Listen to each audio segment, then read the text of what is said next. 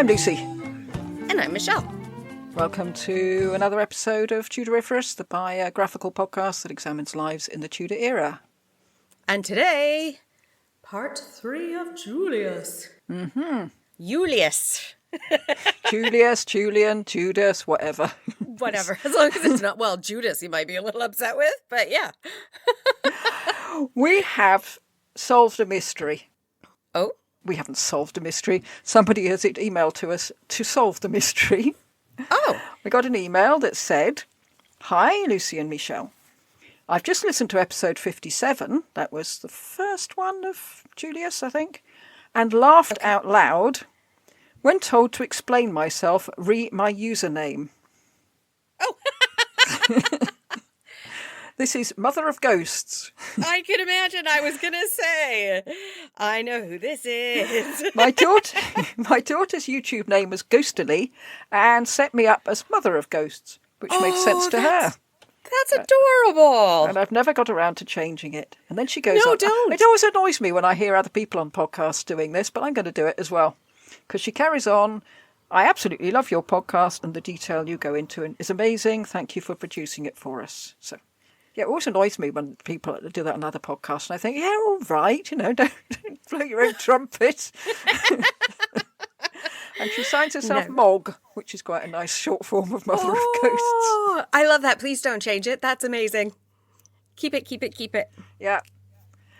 Right, last week we left Julius trying to work out a way of getting rid of Cesare without breaking his word, because he's an honourable man.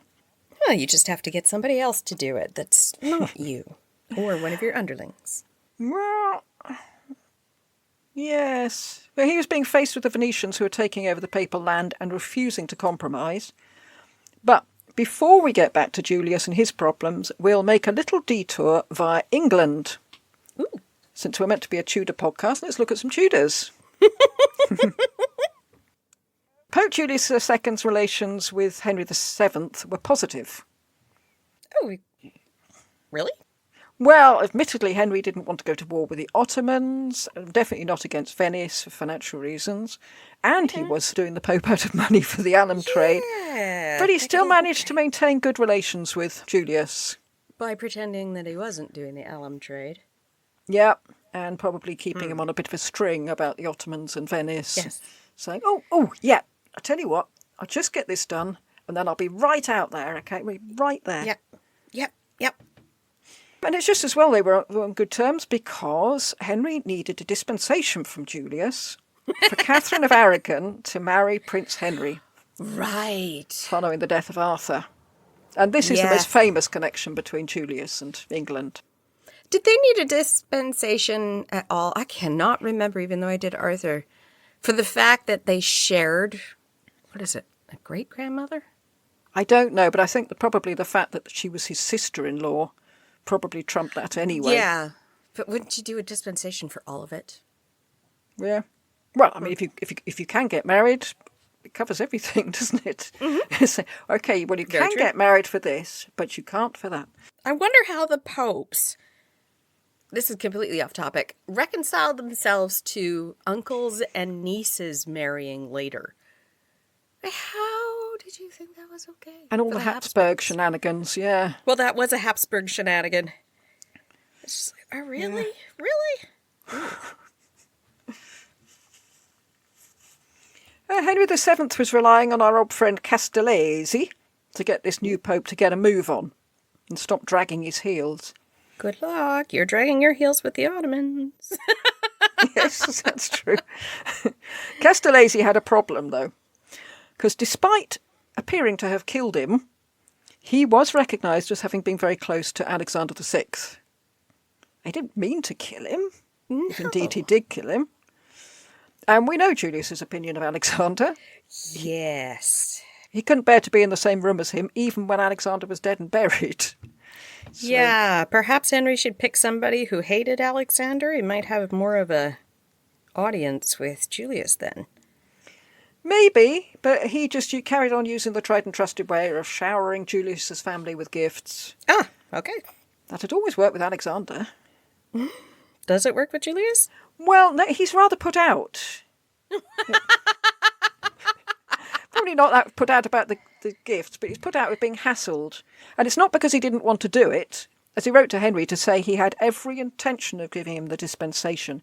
He just wanted, quote, to study the case more maturely, unquote. More maturely? Maturely, yes. Interesting use of Wait until I've grown up, yeah. Yeah. It must have had a different meaning. Probably more in depth or something. Yes, letting the subject mature rather than the Pope. Yes. The problem being the did they or didn't they issue. Right. I think that's what's holding it all up. In his correspondence to Henry, Julius mentioned all those who had worked tirelessly to get this dispensation, which is nice.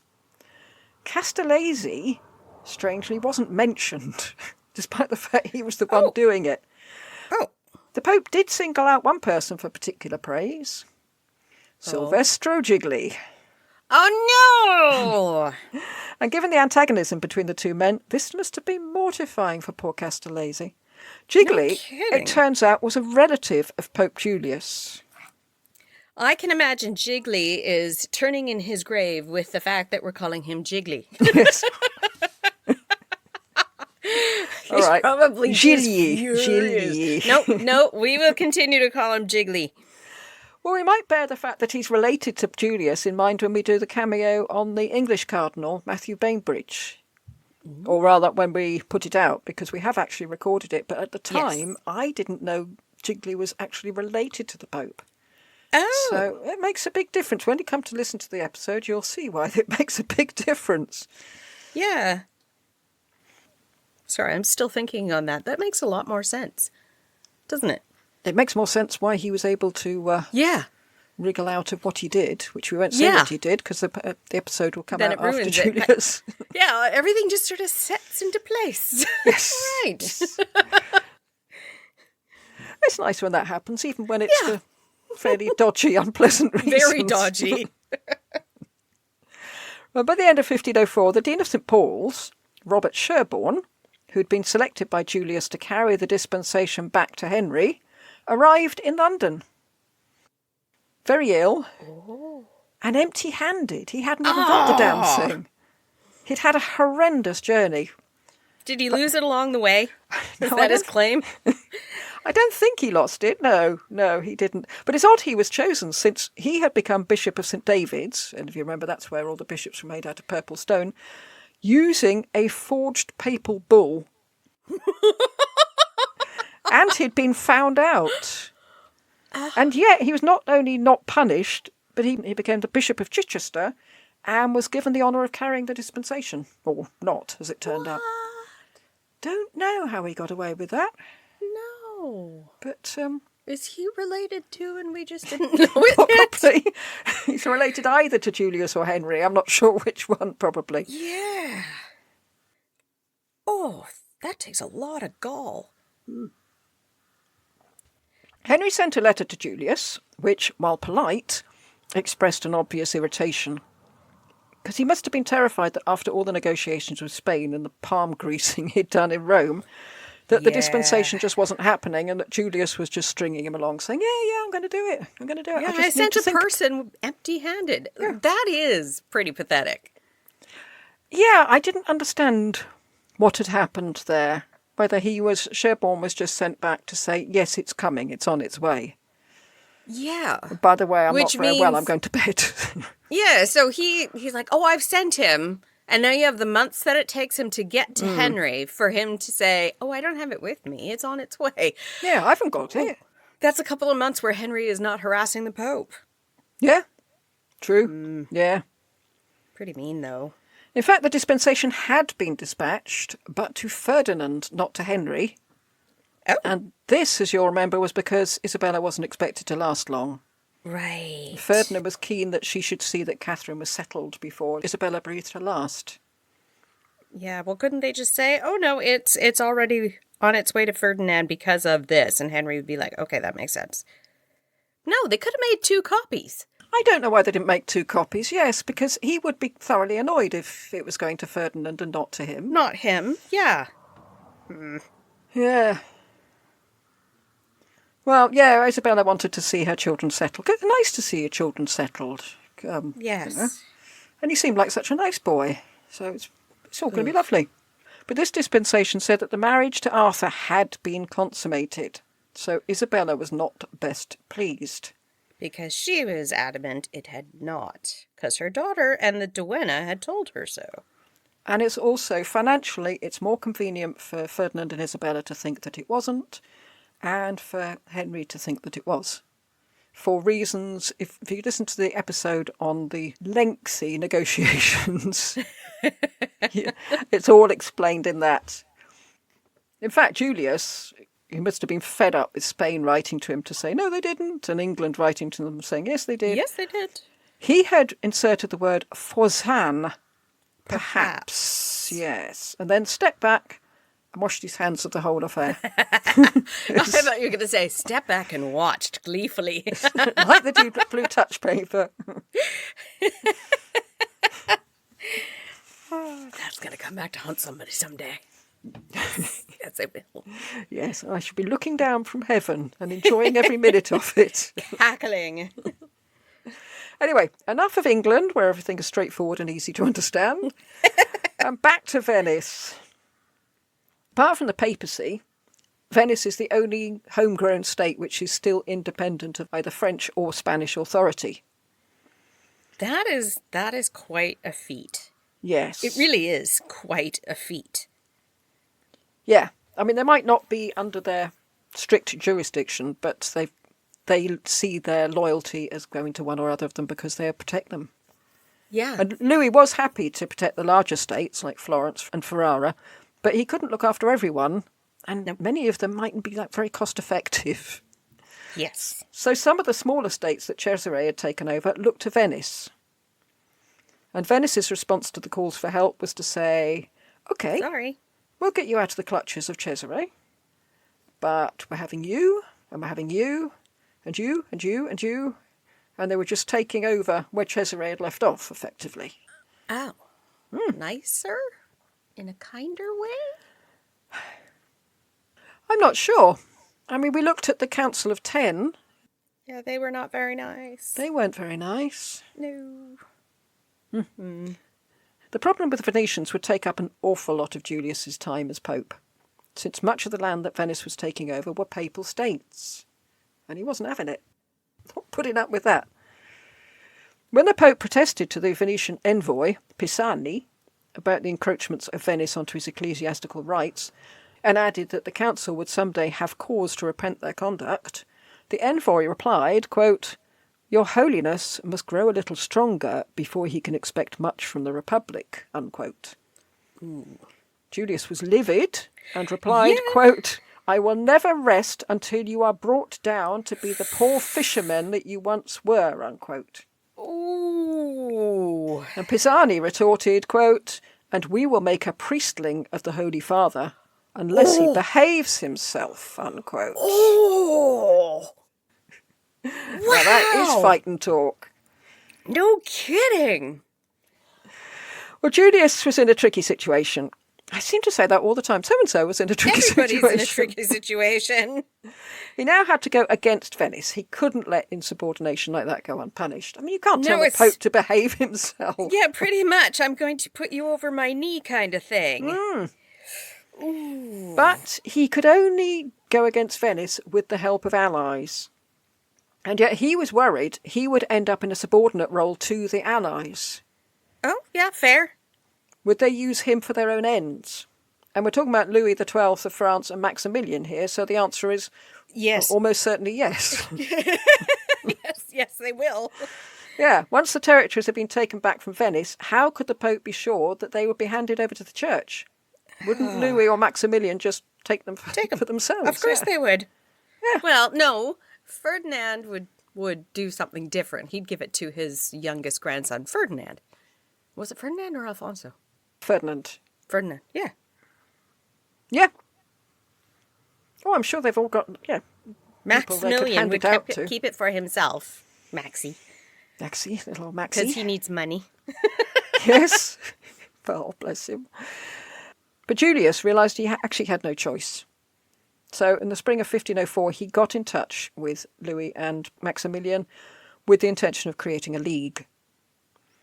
And you may notice that someone's missing from this list, and not just Henry VII, obviously, but Ferdinand of Aragon isn't on the list either. Ferdinand had opposed Julius right from the start because he was the French-backed Pope, sort of. I mean, yeah, sort of. Yeah, I mean, in fact, it was the Spanish cardinals who tipped the balance, but they were doing so because Cesare had told them to, not because Ferdinand had told them to. Yeah. So I think we're thinking about there's two different Spanish factions here. Yes, and at the moment, you don't cross Cesare because he still has control, had control of the papal army still. Yeah. He's a lot closer than Ferdinand is. Yes. Ferdinand was so opposed to Julius that he made overtures to the Venetians, that he'd ally with them against the Pope. I'm not sure whether he knew about this league at that point. He did. He had to. It's Ferdinand. Spies. Yeah, I don't know how far it had got, whether it was still just... talk or agreed upon. Okay. Because it'd be strange to go against the Venetians if you've got the Pope, France and Maximilian against you. I don't think he would have done. He's too smart for that, I think. Yeah. It's hard to know. It really is. It is. Oh, Italy. As soon as you go into Italy, everything's up for grabs, isn't it? Or into Ferdinand's machinations for his grandson. That was, good luck. The Venetians prevaricated, offering Julius some concessions, but not as many as he'd have liked. But this prevarication worked, since, inevitably, Louis XII and Maximilian fell out with each other and the alliance was off. And I wonder if the Venetians knew that would happen and thought, all we've got to do is keep talking. Just wait. Just bide our time. Well, famously, every ruler falls out with whoever they have a treaty with. Yes, but usually you actually do the thing you were going to do before you fall out, don't you? True. Maybe that's not the case, but you'd think they'd have moved on Venice and then fallen out. But no, they've already fallen out. The Pope was forced to accept the Venetians' plea of obedience, at least for the time being. They were thinking that if they at least gave Julius that, he'd let them keep Rimini and Faenza. But, as with many people, they had misread Julius completely. And now we get to Cesare again. He was living in the Vatican, and I'm not sure whether living or being advised to live in the Vatican, but he didn't feel safe there, and he wanted to leave. And Julius said, off you go, with my blessing. Go and bring the Venetians down a peg or two. But Cesare had barely left when Julius wrote to him saying, oh, you know all those fortresses you still have? Please send me the countersigns. And that's a bit like a password, the word, what you have to shout out to the Castellan. Countersign. Yeah. Yeah. He then had guards go and get Cesare and bring him back to Rome. And Julius called the cardinals together, which included the Spanish ones who'd backed Cesare, and explained this was just a precaution. Julius had first to check that the countersigns Cesare gave him were the real ones. He wasn't a prisoner. Heaven forfend, he's not a prisoner. He'd just been kept in custody until the countersigns could be validated. Nothing to see here. Well, Cesare did hand over the countersigns, which just goes to show how the mighty have fallen. Yeah, no kidding. But then they hit a catch-22 situation. Julius wouldn't release Cesare until the fortresses had been handed over, but the Castellans wouldn't hand over the fortresses until Cesare was released. Had been released. Yeah. Yep. Well, Cesare was taken to Ostia so that no one could say he was the prisoner of the Pope. And a couple of fortresses were handed over, not all, just a couple. But Cesare's guards, who seemed to have misunderstood their remit, said, oh yeah, that's fine, and let him go. And Julius was livid because he specifically said all of them. Oh, wow. Every time that happens, I think of the guards that are guarding the in Monty Python, the Holy Grail, the one who just wants to sing. Yep. I think those were his guards. Obviously, for Julius, the last thing he wanted was Cesare on the loose. The countersigns were probably just partly an excuse just to hold him. Right. I mean, he could probably get the fortresses anyway But just by going up there and saying, yeah, I'm the Pope, I'm the Pope. let me in. We've heard on various Patreon episodes how everyone said that Cesare's behaviour had become erratic. Maybe it was due no longer to being the golden boy of the Pope, or the continuation of the illness he'd picked up at Castellesi's dinner party, or the other one. But he was all over the place, very up and down. And Machiavelli was shocked when he saw him around this time. He wasn't the same man at all. Anyway, Venice offered to give back all it had taken except Rimini and Faenza. Well, the Pope wasn't hugely taken with this agreement. The Florentine ambassador reported, quote, the Venetians, their oration was high-flown and full of flowers and curlicues, in commendation and praise of His Holiness the Pope and of the city, unquote. And all they got from Julius was a very curt response, sort of something like, I dare say. But he didn't have the money to make his feelings crystal clear to Venice, or indeed to anybody. He decided he needed a long-term plan. He said that the papacy he had inherited was, quote, poverty-stricken and run down, unquote. True. Presumably adding under his breath, and we all know whose fault that is. And who has it? Cesare. Cesare. And Cesare has it all. Well, he was so keen to build up funds to pay an army to protect the papacy that he made loads of cuts to the general budget. So much so, it excited comment. I mean, people were saying, what on earth is he doing? Because he cut the papal guard by 2/3. His own papal guard. His own papal guard. And he cut his household staff drastically as well. Wow. He had been considered very generous, but now people saw him as a miser. Mind you, he had been generous when he wanted the papacy. Perhaps he doesn't have to be generous anymore. He found ways of paying debts with things other than cash. And he spent 2 days at the Castel Sant'Angelo counting his treasure, which is very Scrooge-like behaviour. Very. Yeah. The other thing he did his best to dispel was the commonly held view that being ruled by the church meant weakness and inefficiency, riddled by factions and border disputes. Julius was determined to show that the church could be a strong leader and that people should prefer it to secular rulers. Okay. And how is he going about that? Aha! Well, I have a list. Oh, okay. A numbered list. 1. He was making it clear he was interesting himself in the subject. Sort yourselves out, keep the peace, get rid of troublemakers, make sure the law is upheld because I am watching you. Oh. I don't think Alexander was watching anybody. Apart from the ladies at the hookers. I was going to say the party of the chestnuts. Number 2, he told people to punish wrongdoers even if they were clergy, as they often were. Really, he's not demanding be seen in an ecclesiastical court. No, he's saying if they're doing wrong, punish them. Wow. Because they cannot hide behind their privileges. 3, he took a hands-on approach, calling for troublemakers to be brought to him in Rome personally. So he could strangle them. Hands on! I find going to before the Pope, you'd think, he's the Pope, he's bound to be, lovely and cuddly and Christian. Coming up against Julius. 4, sometimes he handed the financial running of a state to the apostolic chamber or apostolic camera if he felt it wasn't being run efficiently enough. Okay. He'd say, okay, well, we're taking over your economy and we're going to sort it out. And 5, he took charge of some of the councils, making sure that only one member from each family could sit on them so as not to create overpowerful factions. Wow, that's smart. Which is a bit rich coming from a Della Rovere, but... Yes, but still, smart. Yeah, and mostly this was done without force, and I'm not sure how, but it was. He comes across as being very sensible, but whether that's just because of what we've had before, I'm not sure.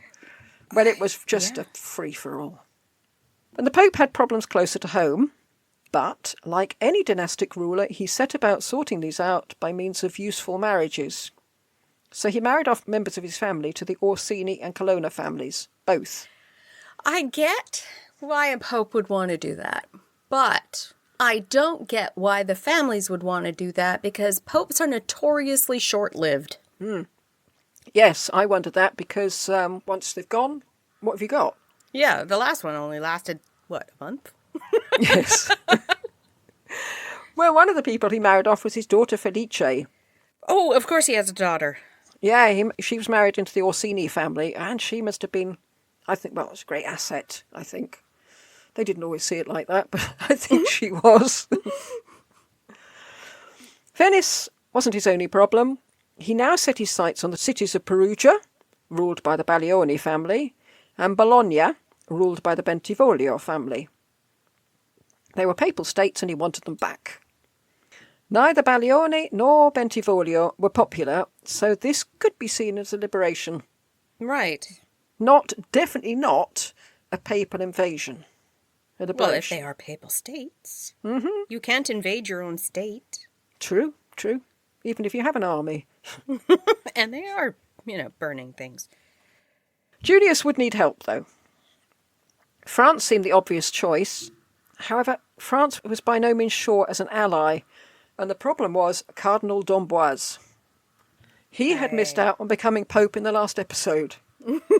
So, it's personal. It always seems to be personal, doesn't it? He's a bit bitter. A little bitter, yes. Julius had tried to placate him by making him legate of France and of Avignon, which is the job that Julius had had before.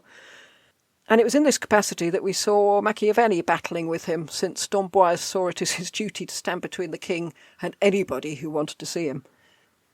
And d'Amboise was also a blatant and exuberant embezzler who made no pretence that he was just waiting for Julius to go so that he could become Pope. Yeah. That's not going to make you friends. Not with the Pope, it's not. No. Just keep it down, d'Amboise. you can plot in secret, but don't just keep on going on about, well, when I'm Pope. Louis XII, presumably under pressure from d'Amboise, fell out with Julius and refused to help. But then Julius sent him a magic sword, and they were best as friends again. I know, it's like kindergarten. Yep. And Louis agreed to help get Perugia and Bologna for the church. For the church. I bet Julius was stressing, okay, it's for the church. The church. But could 2 French prelates be given red hats, please? Sure. The negotiations dragged on and on. So the French are dithering. The Venetians are hovering on the sidelines, making threatening noises. So the Pope was getting fed up. And at one point he suddenly said, right, enough. Basta. He said, basta. And we hear what happened from Machiavelli. We're very lucky to have Machiavelli, I think, because he's always there. He's always on the scene. And he's always writing. And he's always right. True. Quote, the Pope knew it was impossible for him to drive the Bentivogli out of Bologna without the help from France, and neutrality on the part of Venice. When he saw he could get nothing from either, but uncertain and evasive answers, he resolved to bring both to the point by giving them no time to deliberate. He started from Rome with as many soldiers as he could collect, sending word to the Venetians that they were not to interfere, and to the King of France that he must send troops to support him. Thus, they had hardly any time to consider, and as it was plain that if they hesitated or refused, the Pope would be extremely angry, they did what he wanted. The King of France sent him help, and the Venetians remained neutral, unquote. That's a surprise. Yeah, now was that because he was Pope, or was that the force of his personality? I don't know. But he just said, he upped sticks and said, right, I'm on my way. You just do as you're damn well told. And he sent them a picture of him in battle armour with a great big grin.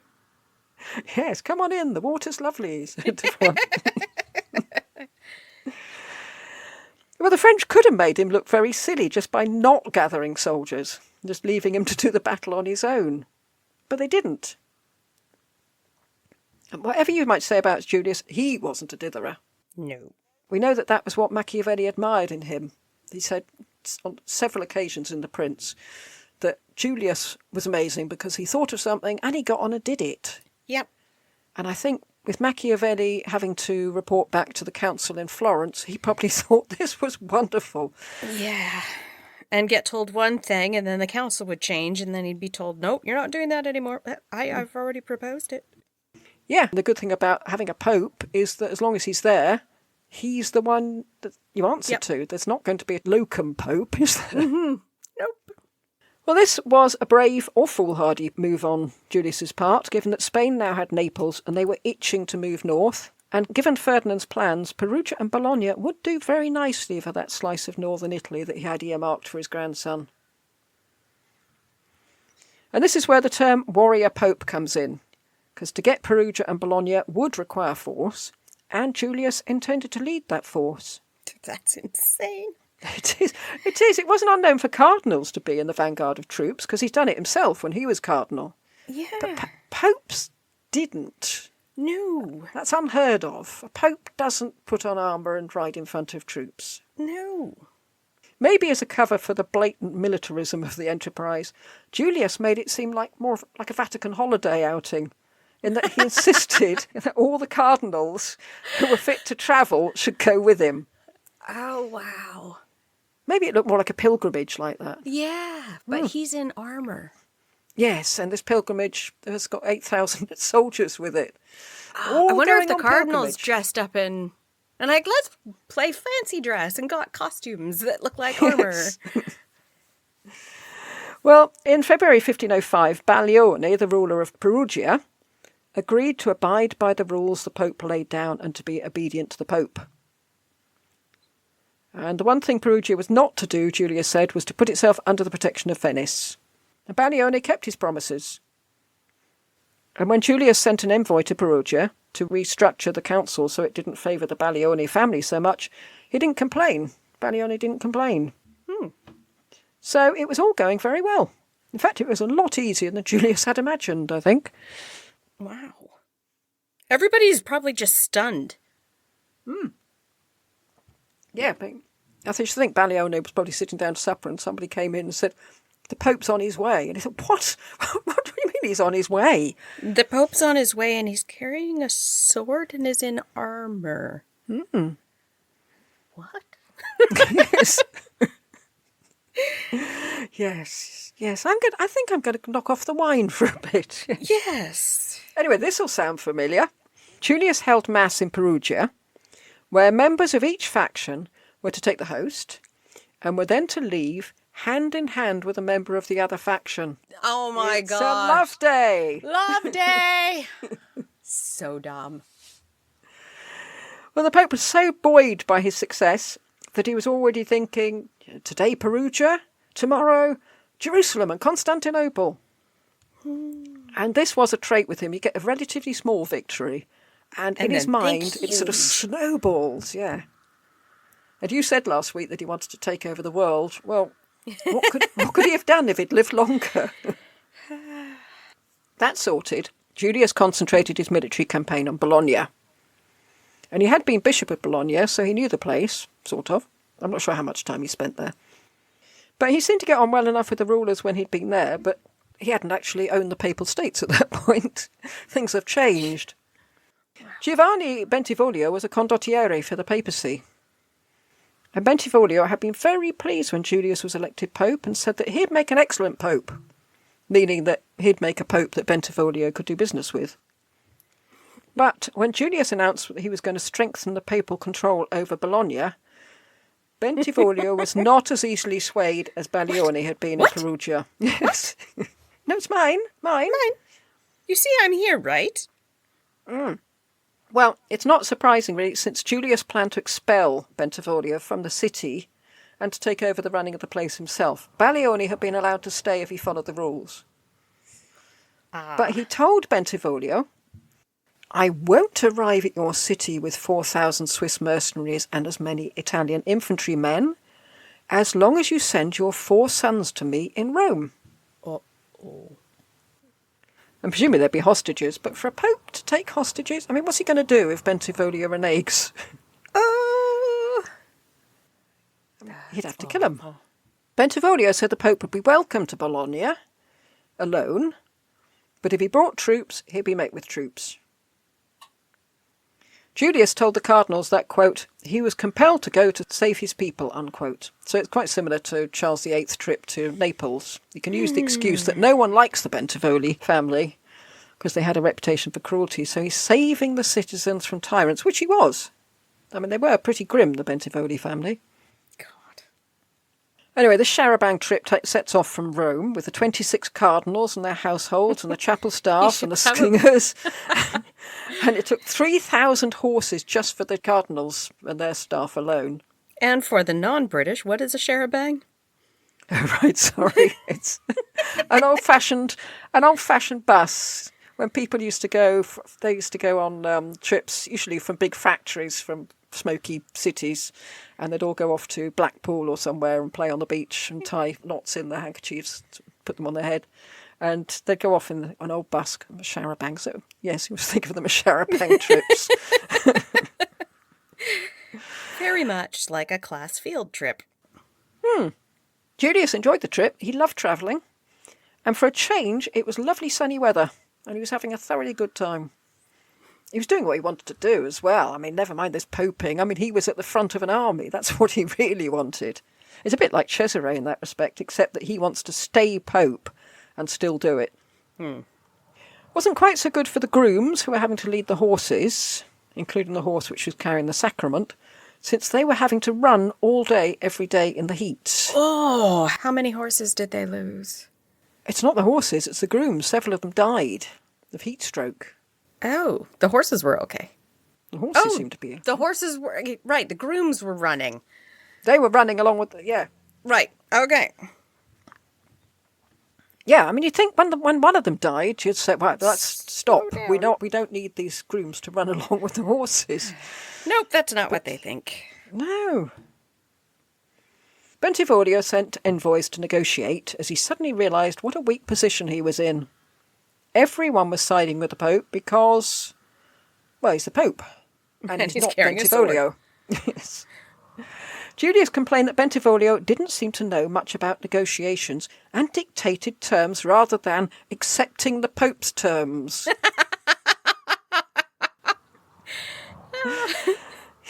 Both sound pretty pig-headed, I think. Yep. But it was not an ideal bargaining strategy for someone whose city was about to be visited not only by the Pope's troops, but Machiavelli arrived to tell him that Florence would send troops, if they managed to get it together, and Louis was promising troops too. And it was made worse for Bentivoglio in that, as Julius approached, the papal legate ordered that all Bentivoglio's troops should leave Bologna, and they did. They all left without any fuss. Oh, goodbye. Yes. Ah, where are you going? Yes, goodbye and good luck. Bolognese envoys arrived to try and prevent Julius entering Bologna. And they told him how loyal Bologna was to the church, how peaceful and God-fearing they were, and how their form of government had been ratified by previous popes. Now, Julius's answer says something of his personality. He said, of course they were loyal to the church and God-fearing. It was their duty as Christians to be so. Don't start boasting about it. They don't get brownie points. No, it's literally the least you can do. And as for being peaceful, the fact that he was coming to rid them of a tyrant meant, of course they'd be peaceful. They should all be on the same side against the Bentivogli family. As for arrangements made with other popes, what was that to him? If by other popes you mean Alexander, well, that don't impress me much. However, if he got to Bologna and felt that the administration needed changing, and if he didn't meet with complete compliance with these changes, he would not only use his considerably military force, but also that weapon that only popes have. He would put an interdict on the city. And in front of a large crowd, Julius told the envoys that they ought to be ashamed of themselves protecting Bentivoglio. And he told the people of Bologna that the interdict would come into force unless they handed Bentivoglio over. So on the 21st of September, Julius set off for Bologna. For part of the time, he was travelling along narrow paths with the poor mules slipping in the mud and the snow and torrential rain lashing their faces. That's the weather we thought we used to in Italy. Yes. None of this dying of heat stroke. Julius was 63 at this point. He's not a young man. And he had gout and syphilis. And all this was taking a toll on him. He had a very painful knee as well. Oh my gosh, that so says he's a great pope. He had syphilis. Well, everybody did. Oh, so dumb. He was deliberately taking the more difficult routes to avoid crossing Venetian territory, since he didn't want to antagonise them unnecessarily. How did we not get wiped out as a species? What, through syphilis or idiocy?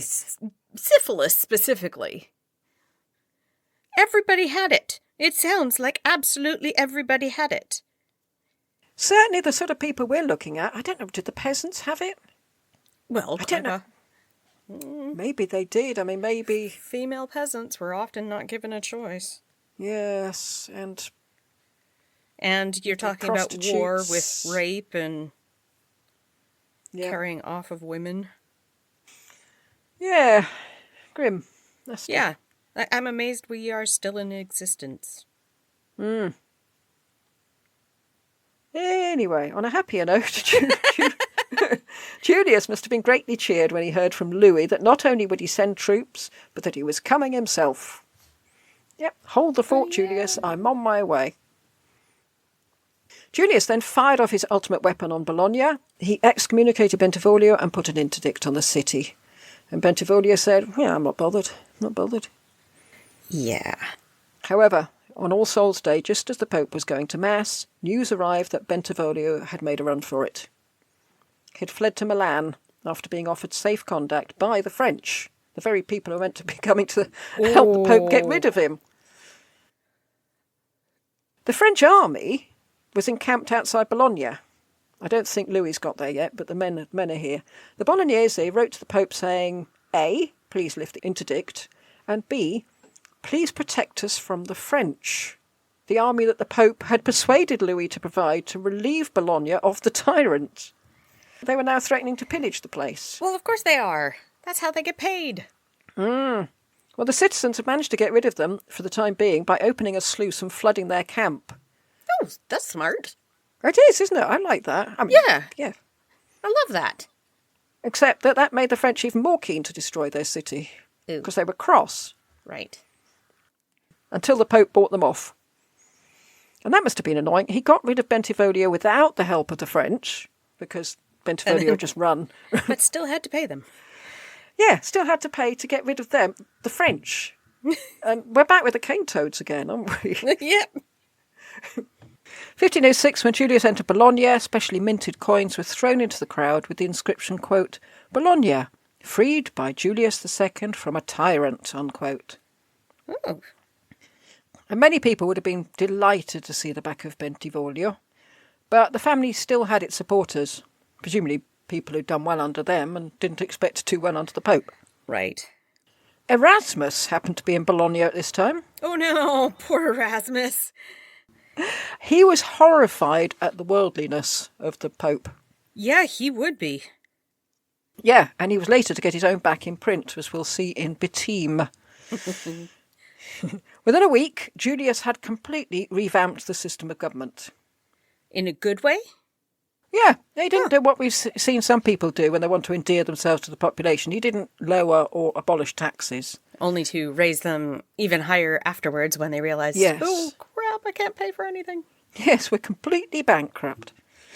In fact, when representatives approached him to point out how exorbitant they were, Julius replied he hadn't promised to lower taxes, and didn't they realise that it had cost him 100,000 ducats to get there? Yes. Who was going to pay for that? And I think they'd have been perfectly in their rights to say, well, you didn't need to bring the entire Vatican with you. And did we ask you? No. He did eventually get rid of a couple of particularly swinging taxes. And he told them he was doing that because he was just an old softy. He'd been won over by tears. But, he said, the man he was leaving behind to act as governor would not be so soft, so don't even bother. And here again, as we saw last week, Julius always leaves the most unsuitable people to act as governor. Oh, goodness. Gosh, you were doing so well. Yeah. Well, the French had been there to help him, not that they did much, and now it was time to pay. And not just paying off the marauding troops, but the payment Julius had promised at the beginning. They asked for money, obviously, and the 3 French cardinals, all of whom were relations of d'Amboise.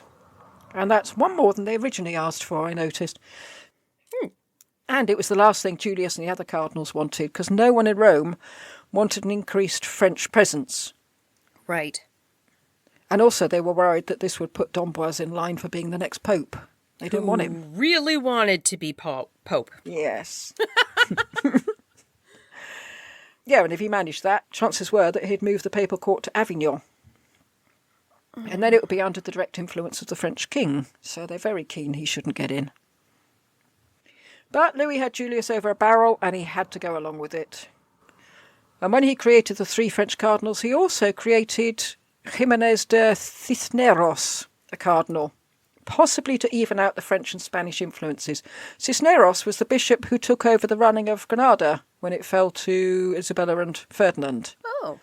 Do you remember they had all the business with the keys when it was handed to Ferdinand and he handed it to Isabella, which we thought was quite a reflection on their relationship. Yes.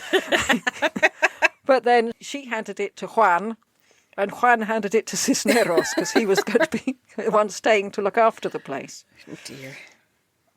The only way Julius could get his own back on the French, so obviously he did feel resentment about the way things had turned out. He was paying for something like my trip to the dentist the other day when I arrived an hour late and ended up having to pay, and I didn't even get to see the dentist. He was in the same situation. He was having to pay the French and they hadn't even done anything. So his way of retaliating was secretly to plot with the Genoese to resist them. Or at least the French thought he was doing that. Whether he was or not, we don't know.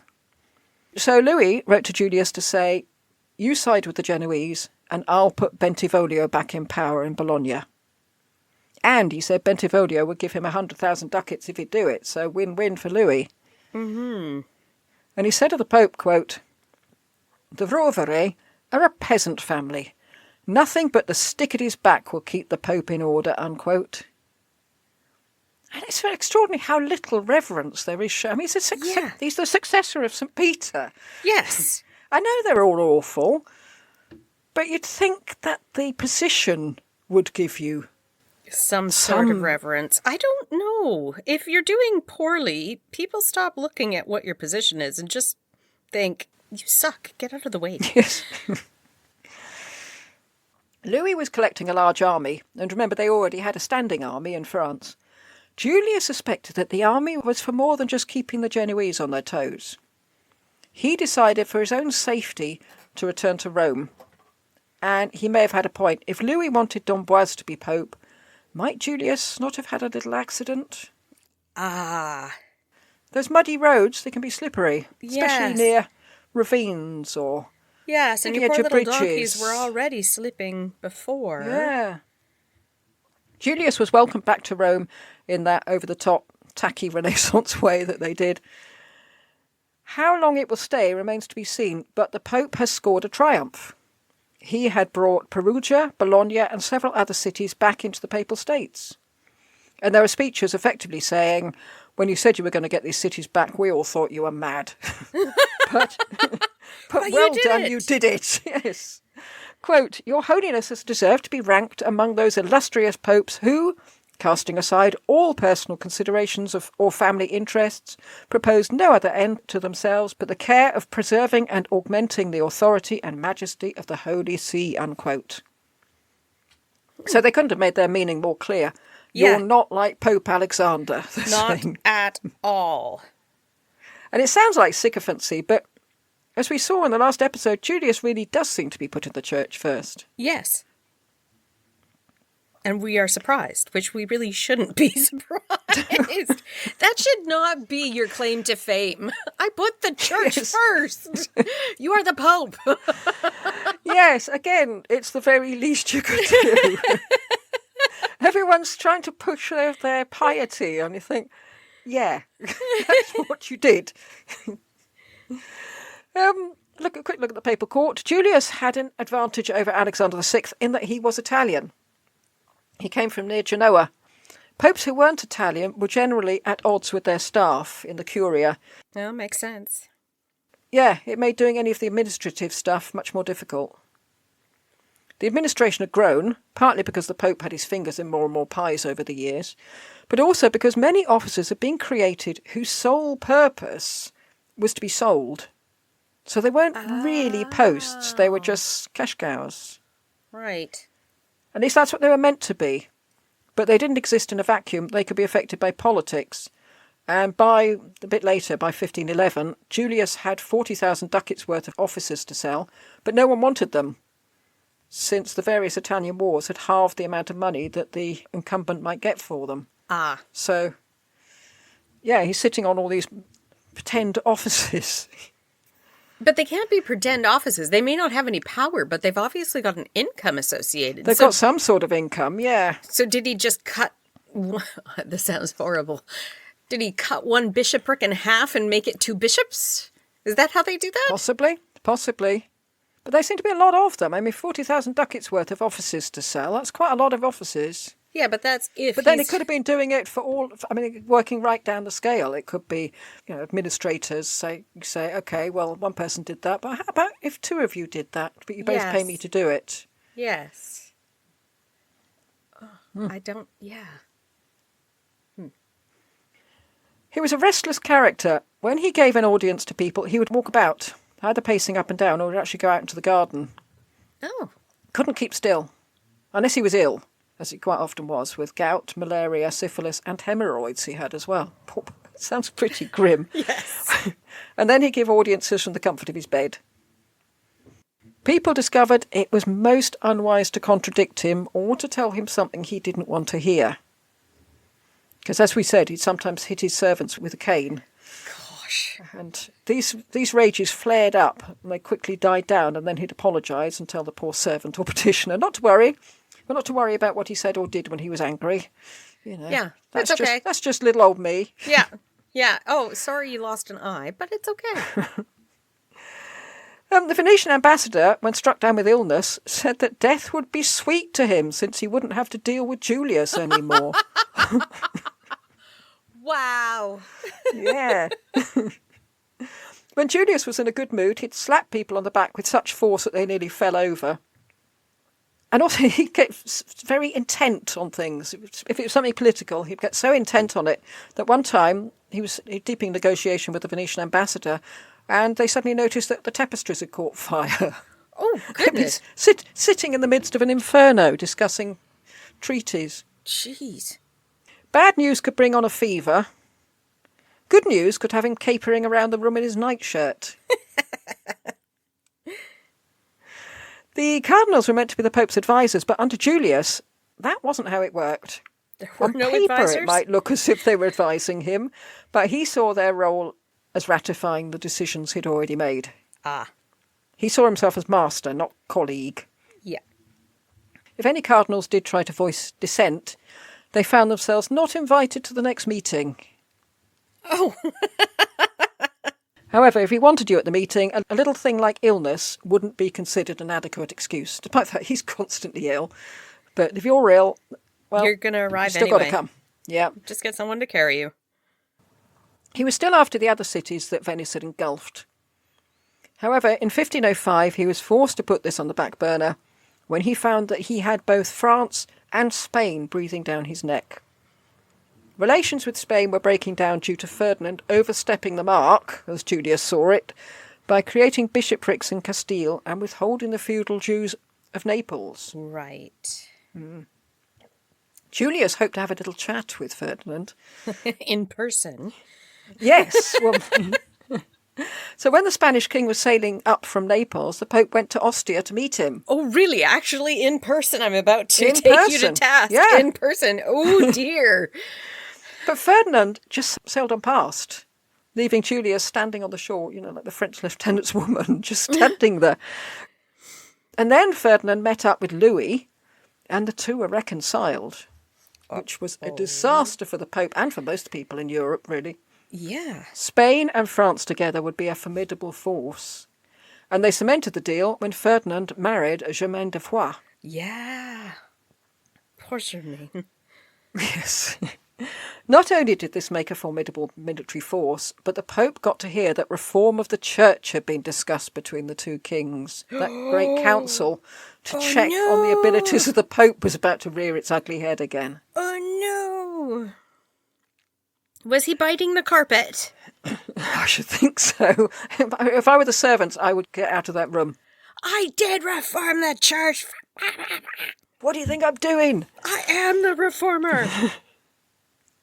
It's been said that the Pope sought an alliance with Maximilian to keep France and Spain at bay.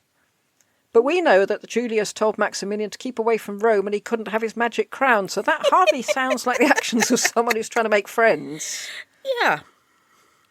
And Julius knew that as soon as you had Maximilian as an ally, he'd immediately start touching you for money. Yeah. He'd already asked Julius if he could have the money raised in Germany ostensibly for the Crusades to use on projects of his own. Or maybe Maximilian was wiser than everyone else. He knew there'd be no Crusades. Yeah. He might as well put the money to good use. Yeah. Julius said, no way. At least, not unless you help me with the Venetians. Well, Maximilian made no move to help the Pope at this point. He does have other fish to fry, Maximilian. Everyone seems to be very annoyed that he doesn't turn up for things, but we found in his episode that he's constantly at war with somebody. Yes. It might not be your war, so you think he's not doing anything, but he'll be out there. Yes. Anyway, Julius said, no help with Venice, no magic crown. Yeah, easy that. But in 1507, Maximilian announced, I don't care what you say, I'm coming for my crown, whether you like it or not. I want my magic crown and you're going to give it to me. Yes. Now, Maxie. Otherwise, I'll scream and scream until I'm sick. Or I'll hold my breath until I die, and then you'll be sorry. I don't think they'd be at all sorry, Maximilian. Don't do it. Julius sent a cardinal to tell Maximilian, don't come to Rome. Please don't come to Rome, but you can crown yourself in Germany. I'll send you a couple of cardinals to do the deed. Can't say fairer than that. And while they were there, they were to ask Maximilian, A, will you join the Pope to put down the Venetians?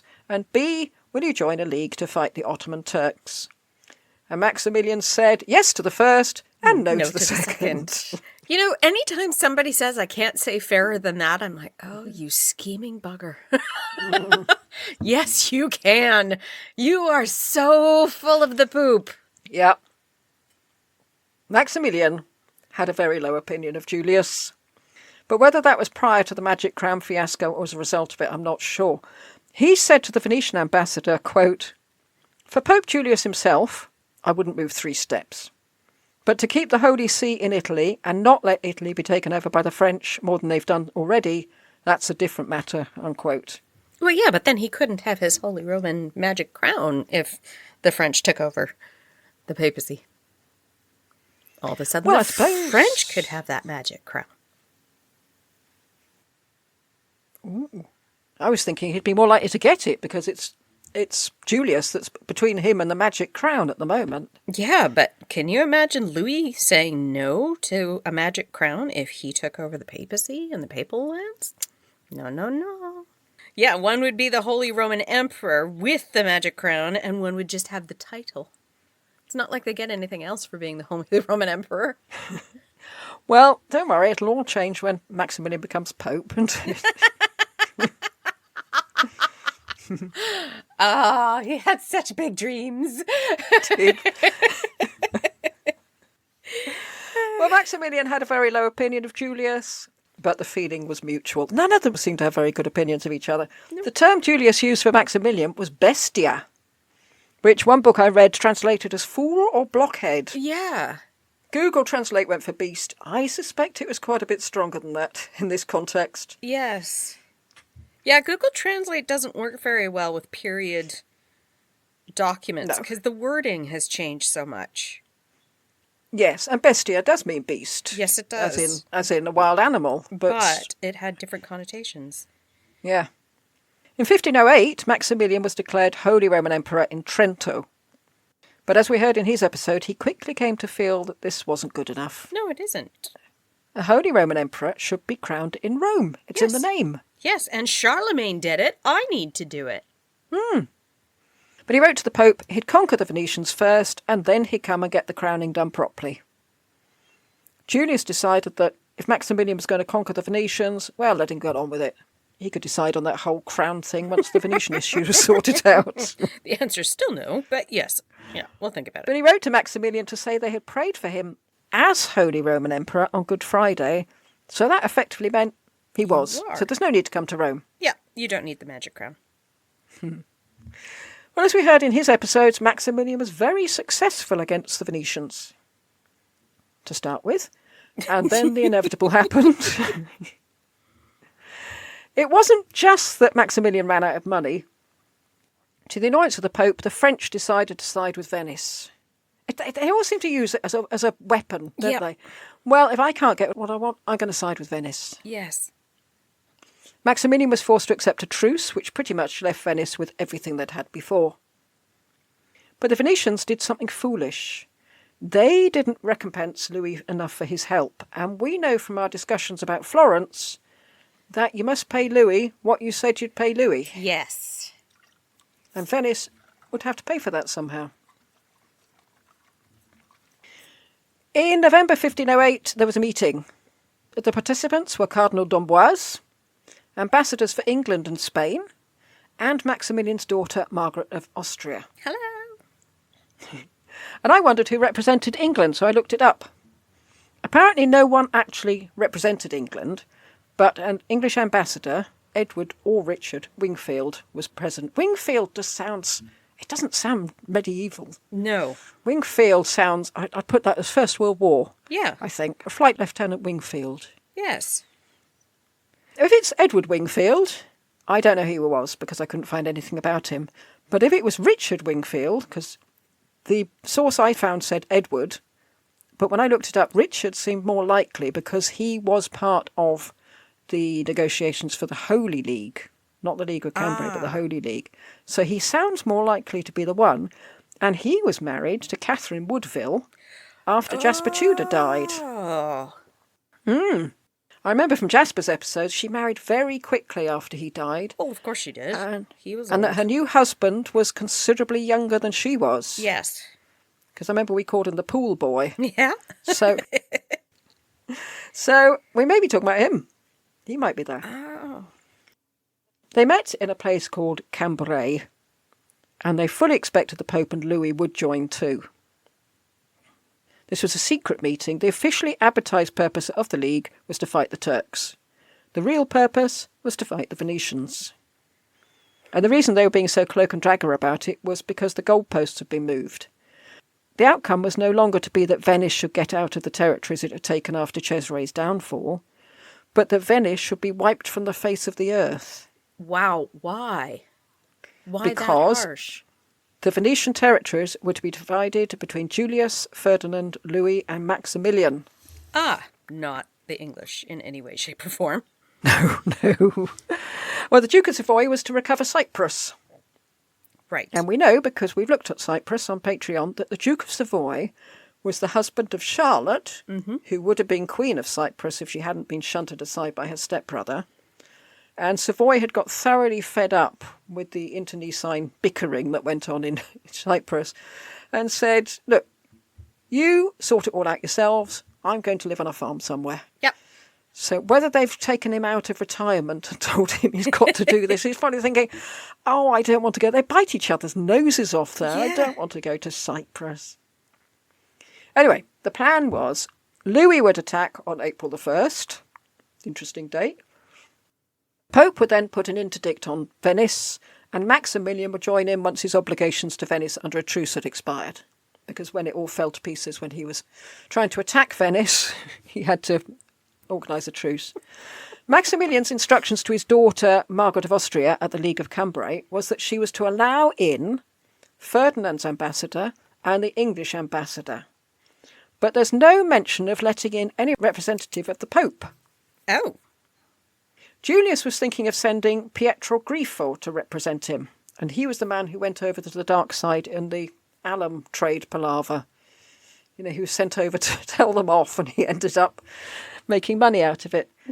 But before Grifo had a chance to leave, Julius heard that the treaty had already been concluded. Oh, dear.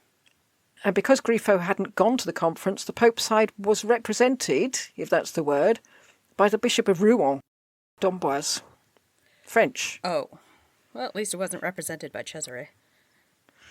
Well, Julius didn't like d'Amboise. No. He was sure that he wanted to be Pope himself. So what should Julius do? Should he ratify the decision of the League of Cambrai when the decisions that d'Amboise made may well have been the consequence of him trying to oust Julius from the papacy? Or should he not ratify them and risk losing everything he'd wanted, namely a coalition against Venice? It took him 3 months to make the decision, which wasn't like him. He usually was so decisive. Yeah, but this could undo practically everything he'd done. Well, he decided to ratify. Okay. I think I would have as well. Well, many people blame Julius. He'd just done a Ludovico Sforza. By joining the League, he'd accepted France's right to possess land in Italy.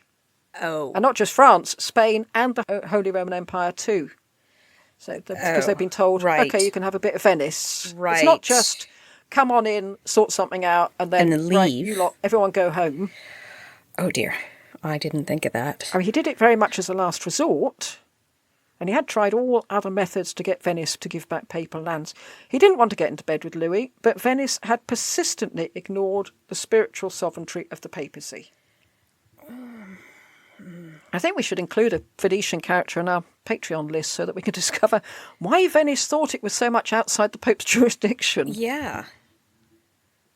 And they were seen by others as irreligious because they seemed to be quite happy to trade with the Ottomans. But then again... And the alum trade. Don't forget the What's the alum trade? Yes. Even people who were on Venice's side felt they'd pushed their luck with the Pope. He just couldn't ignore it without compromising his standing. Right. One of the reasons for the League of Cambrai was that Julius told Louis, Ferdinand and Maximilian that there could be no possibility of a crusade against the infidel until the Venetians had given back all the papal territories they'd taken. Which is kind of true. He needs the income. He needs the income, and also he needs to put all his potential troops into this. He can't have them just swanning off to the Holy Lands. He was worried, he said, that as soon as his back was turned, Venice would sweep in and take papal land as well. Which it probably would. So what we need to do is subdue the Venetians before we can subdue the infidel. And we all want to subdue the infidel, right? Yes. And they probably said, yes, Julius. That's the only thing we can agree on. Yes. That we all would like to subdue the infidel, theoretically, is what we all agree on. Yes. Why didn't Henry VII join the League? Well, he did a lot of trade with Venice, and he was a king who understood the importance of trade for his country. Yeah. In fact, not only did he not join the League, he tipped off Venice that it was happening. Sneaky. And I presume he did that not only for trade reasons, but also it didn't benefit him if Spain, France, and the Holy Roman Empire and Rome became one big, powerful unit. Right. England would get swallowed whole. Yeah, would that mean that all the others would help France in any battles that they might have? Yes. And if he joined, he wasn't going to get a piece of Venice. That was never mentioned. So he'd just be helping others to get more territory. So no benefit to him. And what of Ferdinand? Julius didn't really get on with Ferdinand, presumably because he'd been implacably pro-Alexander VI. And he hadn't sent an envoy to swear loyalty until 1507, which was 4 years into Julius's papacy. Right.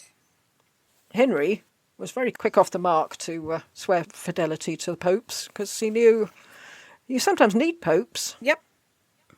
Ferdinand had an inherent distrust of popes in general, believing that since he had taken Granada and expelled Muslims and Jews from Spain, that sort of made him more holy than the Pope in some ways. I am not surprised he thought that. Yeah, and he knew popes were in it mainly for themselves and not for the church. Yes.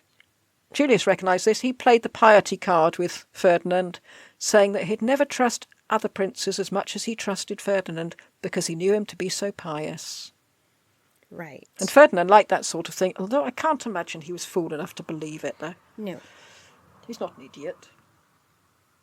The big players in Europe were Ferdinand, Louis, Maximilian and Philip.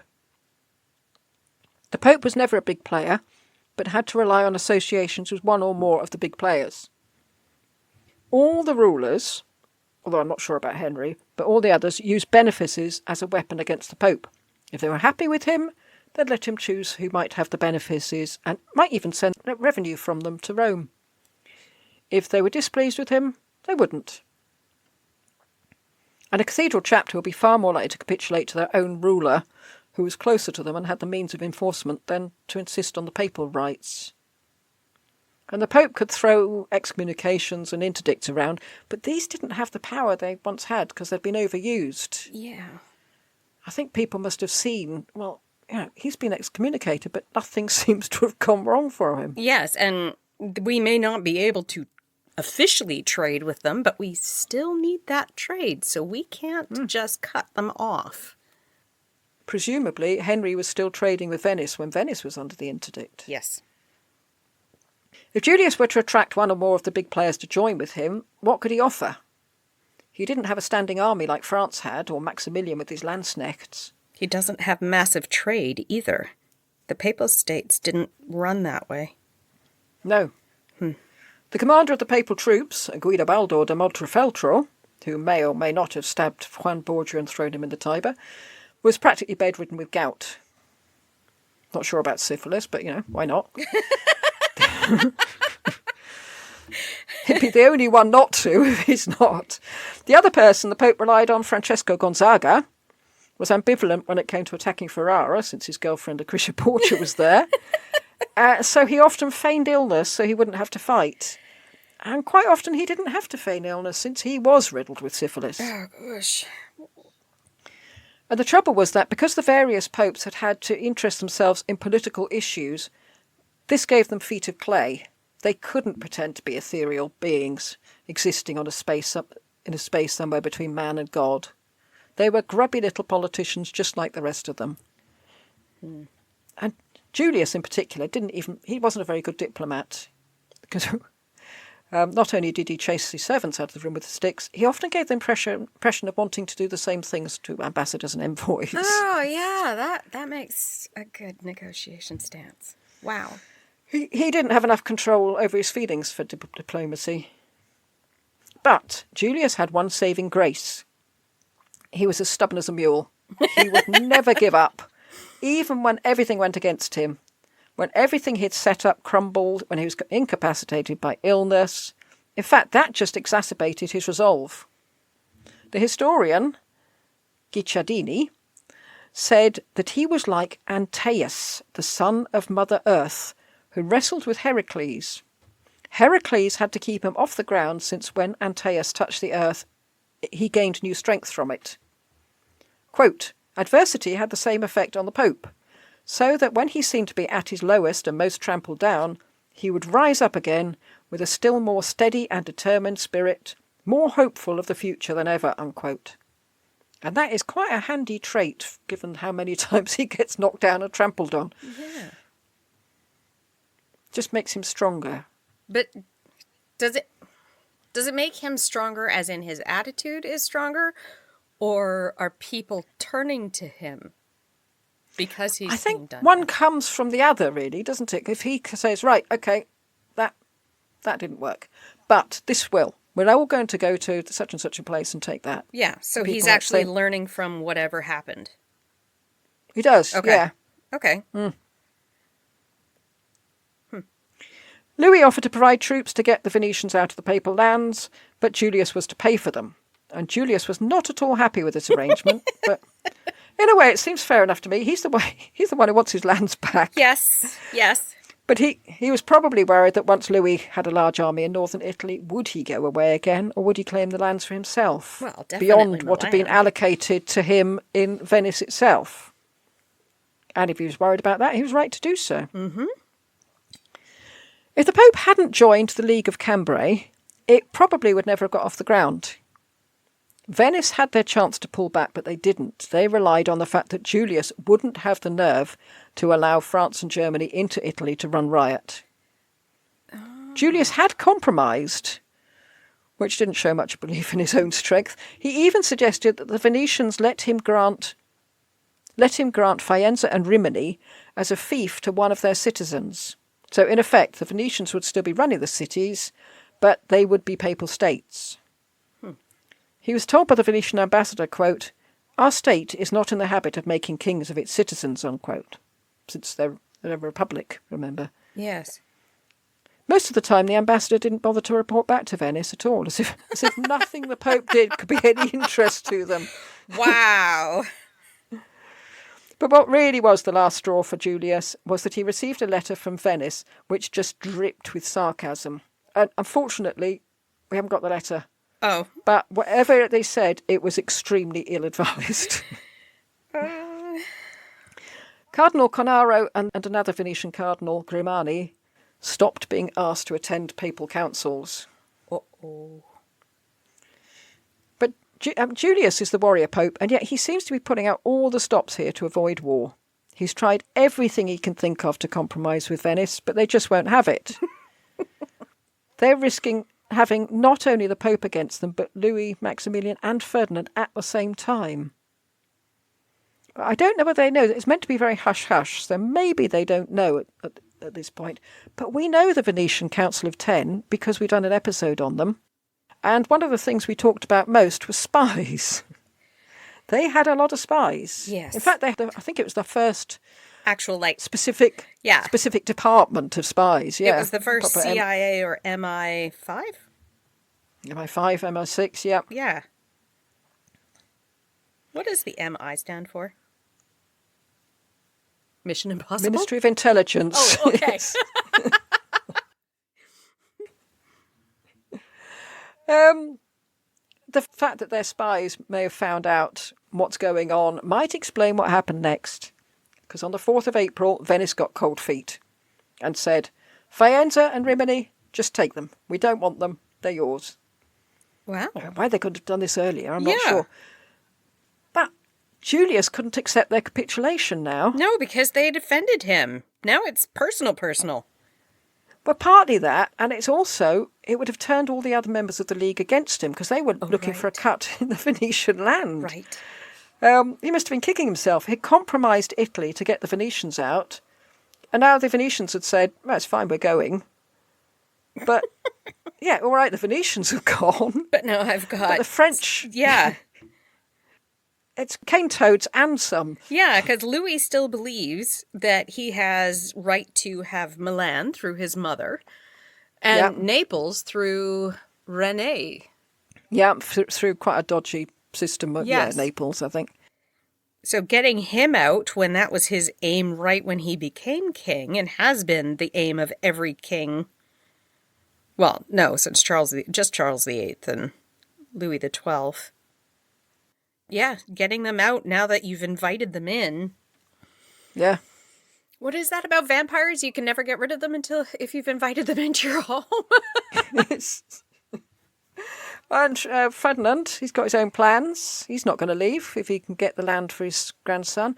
And Maximilian just hates the Venetians, so he'd be just happy just to move in and just get rid of them.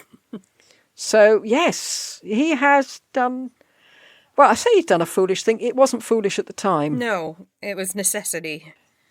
Well, the League has grown now. It's got Ferrara, run by Lucretia Borgia and her husband, and Mantua, run by Isabella d'Este and her husband, Lucretia's lover. So if you want to hear about that convoluted relationship, that too is on Patreon. Yes. Sorry. The Venetians put on a brave face. Ferdinand had been forced to join against his will, they said. Which, if you remember his episode, was exactly what he wanted people to think. He wanted people to think he was very reluctant to do any of this. The Pope made me. I don't want to go into Italy. I mean, what's in it for me? Yeah. They reckon the Pope's mercenaries were nothing to write home about, and Maximilian had no money. And also they reckon the League was too disparate. Each member would have their own agenda, and it would soon fall apart, just like it did last time. Which it always does. Yes. But the Battle of Agnadello near Cremona wiped the smiles off their faces. It was a complete decimation. Ooh. City after city fell to the Allies. Ooh. And the Venetians suddenly took their excommunication seriously, presumably because of all the dead they were unable to bury. Oh.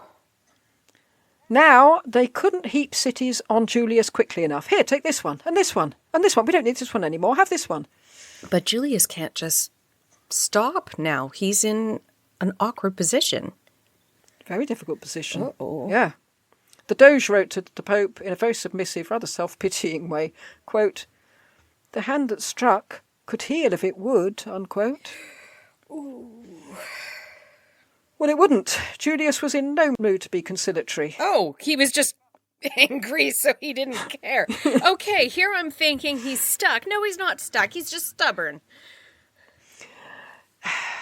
He probably accepts this. It is as it is at the moment.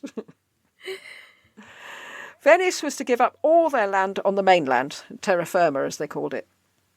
And they were to stop treating the Adriatic as their own personal boating lake. They were no longer to consider that they had exclusive rights to trade there. And the Doge was particularly furious at this and wrote to Constantinople to ask the Sultan for help.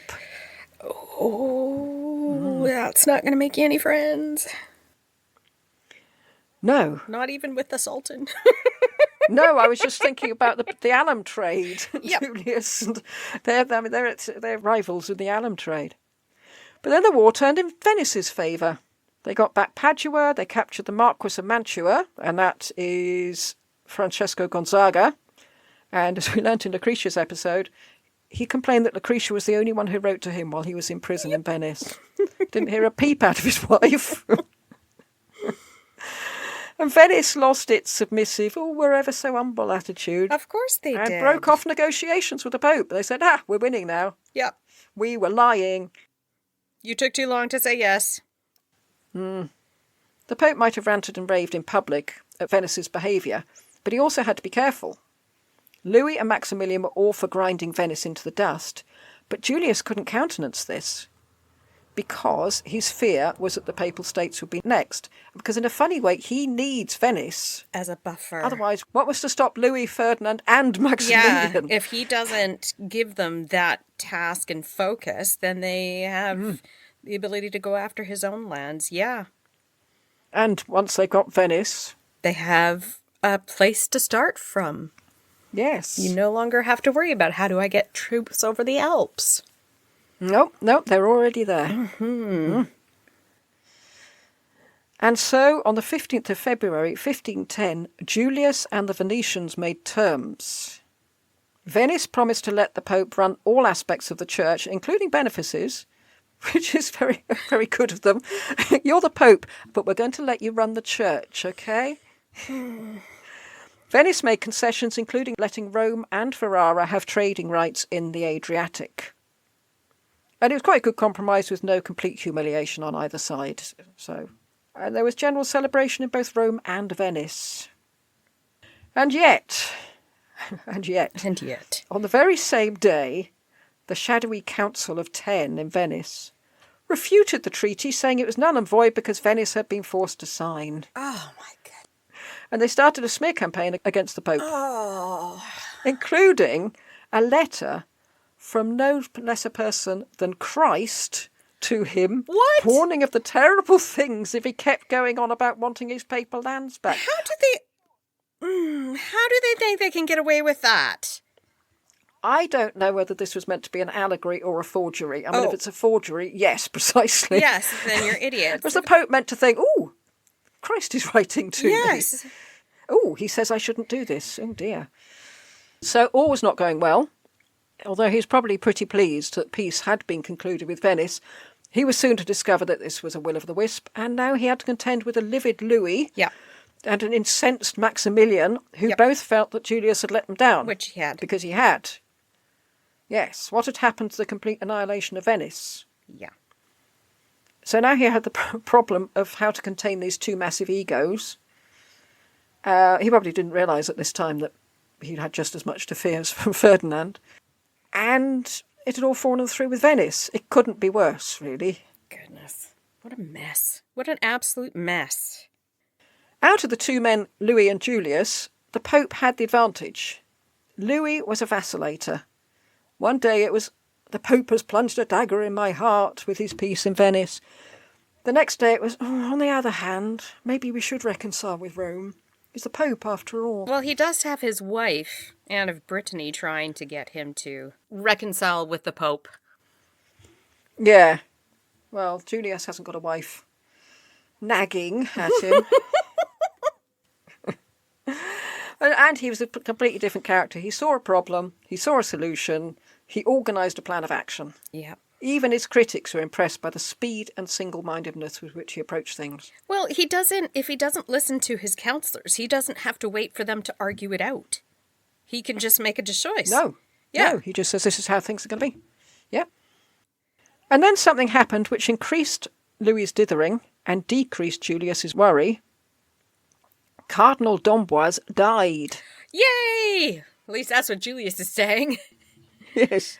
He had been Julius's advisor, and no, he hadn't. He'd been Louis's advisor and Julius's rival for the papacy, and now, that little problem, gone. Ding dong, the witch is dead. I can just see him capering through the halls. Yes, in his nightshirts. Oh dear. It's not as if the Pope had gone into this league blind. He didn't entirely do a Ludovicus Sforza and invite them in without considering the consequences. He'd spent 3 months weighing up the situation. Okay. He'd known the consequences, and he'd known that once he'd got things sorted out with Venice, subduing the League would be the next thing on his list. France already had Milan, and it had Florence and Ferrara eating out of its hand, so France was the first thing on his list. And when you think how keen he'd been to talk Charles VIII into coming into France when Julius wanted to take the papacy from Alexander, how things have shifted. Julius now told Venice they could band together with Julius and Maximilian to drive the French out. Oh, yes, this really is poor Australia.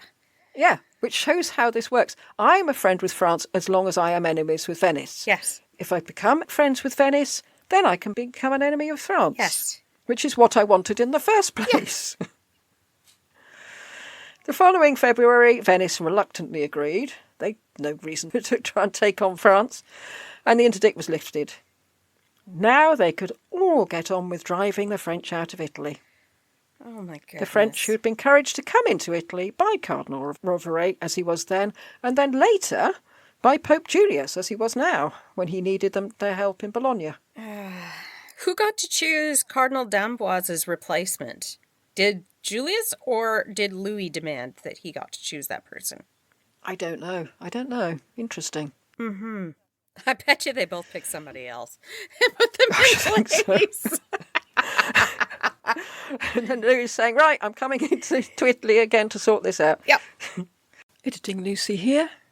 I can't be certain whether it was Julius or Louis who chose d'Amboise's successor, but given that the successor was d'Amboise's nephew, I think I can take an educated guess.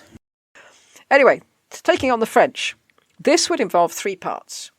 Driving the French out of Milan, persuading the Florentines not to side with France, and to bring Alfonso d'Este of Ferrara to Rome as a defeated supplicant.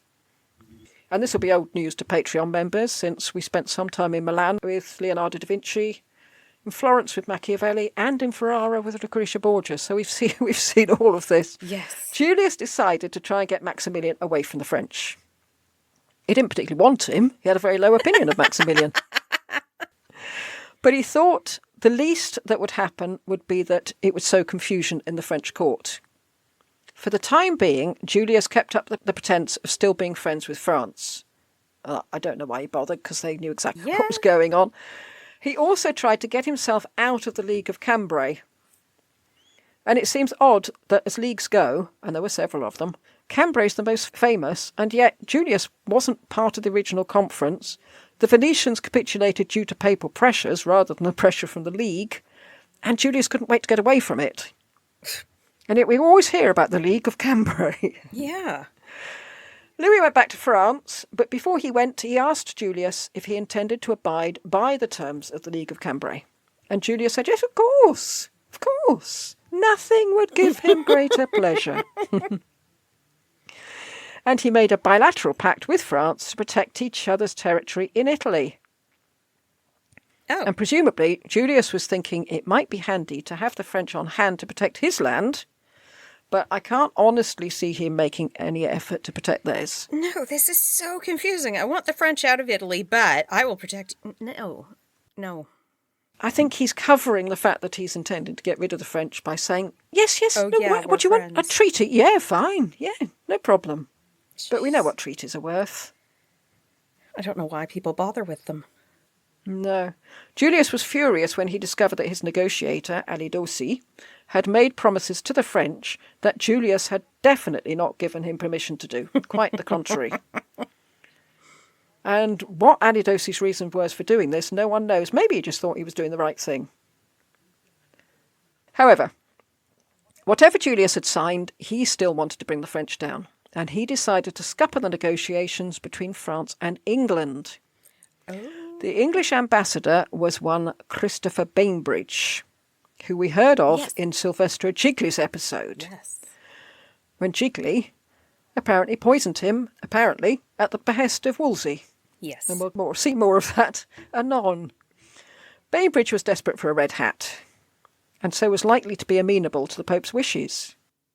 Bainbridge, the Pope, and the Venetian ambassador drew up a document which was to be completely secret. Oh, nothing's secret, you idiots. Bainbridge carried this document back to England bound in the cover of a book, just in case it or he got intercepted by the French. And we won't go into that now because we have a cameo on Bainbridge. Mm-hmm.